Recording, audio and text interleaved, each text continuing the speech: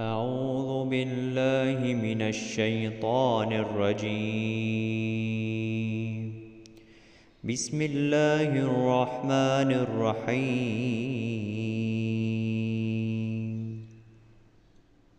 يا بني إسرائيل اذكروا نعمتي التي أنعمت عليكم وأني فضلتكم على العالمين.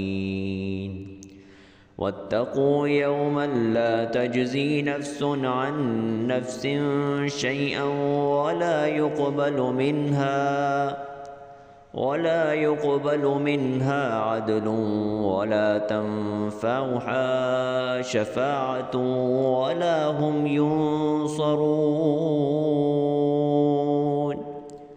وإذ ابتلى إبراهيم ربه بكلمات فأتمهن قال إني جاعلك للناس إماما قال ومن ذريتي قال لا ينال عهد الظالمين.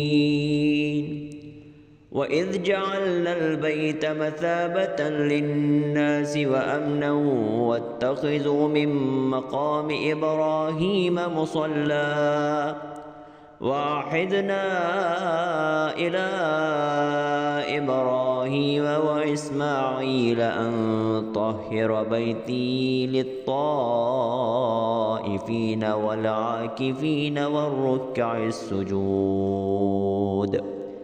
وإذ قال إبراهيم رب اجعل هذا بلدا آمنا وارزق أهله من الثمرات من آمن منهم بالله واليوم الآخر قال ومن كفر فأمتعه قليلا ثم أضطره إلى عذاب النار وبئس المصير.